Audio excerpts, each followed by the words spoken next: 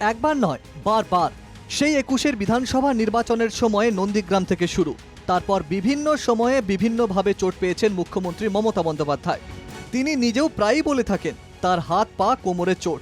নজর করলে তার কোমরের ব্যথা কমানোর বেল্টও নজর পড়ে। ফের ভোট প্রচারে গিয়ে অল্প আঘাত পেলেন মুখ্যমন্ত্রী। 10ই মার্চ 2021 নন্দীগ্রামে প্রচারে গিয়ে পায়ে চোট। নন্দীগ্রামে পায়ে চোট পাওয়ার পর গোটা বিধানসভা নির্বাচনে প্রচার থেকে শুরু করে আন্দোলন, ধর্ণা সবই সেরেছিলেন হুইল চেয়ারে বসে।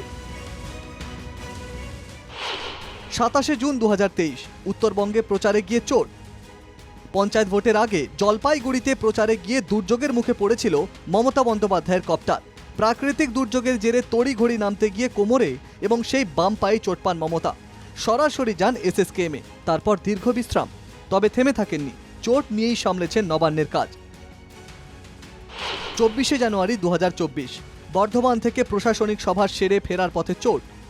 বর্ধমানের গোদায় প্রশাসনিক সভা সেরে ফেরার পথে মুখ্যমন্ত্রীর কনভয়ের মাঝে চলে আসে অন্য একটি গাড়ি।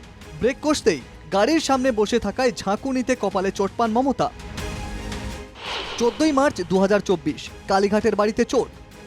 লোকসভার মুখে গত মাসেই নিজের কালীঘাটের বাড়িতেই চোট পান মুখ্যমন্ত্রী।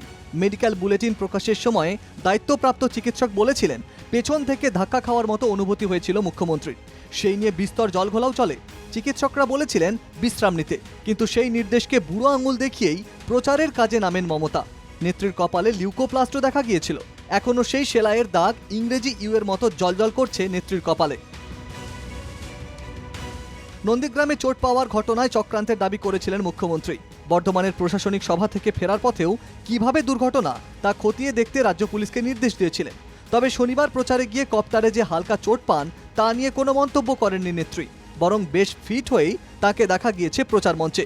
মঞ্চের এপার থেকে ওপারে হেঁটেছেন চেনা ছকে। বয়স 60 পেরিয়েছে। নির্বাচনের আগে আগেই তার সঙ্গী হয় ছোট বড় চোট।